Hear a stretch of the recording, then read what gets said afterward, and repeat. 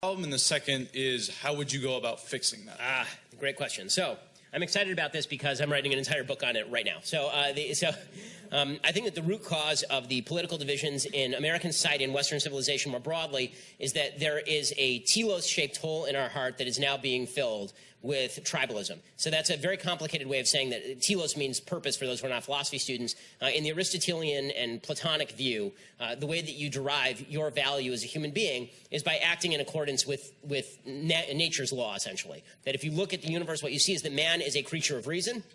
If you act in accordance with that reason, then you are acting in accordance with your purpose. And there's a whole set of virtues that you have to cultivate in order to act best in accordance with your identity as a reasoned person.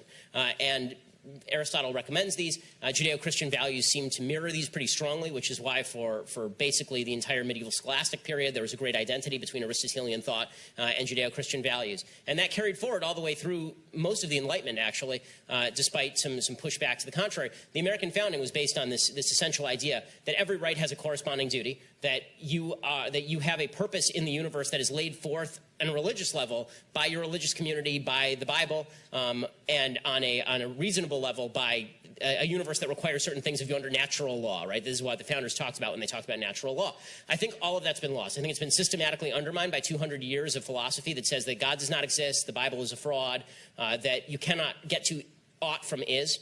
Right, the David Hume distinction that just because the universe is a certain way doesn't mean that's how you ought to be. And once you do that, and you say to everybody, make your own purpose, it turns out people are not good at making their own purpose. When people try to make their own purpose, they end up usually at hedonism or at self-interest or at the triumph of the will, or at the idea that if we shape together as a community, then we can create utopia together. And you've seen all of those things happen in the 20th century. I think now the most common area in which people are finding fulfillment is tribalism. Because our sense of community has broken down so much, because religious communities have declined, people don't see each other as neighbors or friends anymore. We look at the United States and we don't see a set of common principles that we all hold to. I mean, this is a perfect example tonight. We need probably dozens of security members just for me to talk. We don't have the same set of values anymore.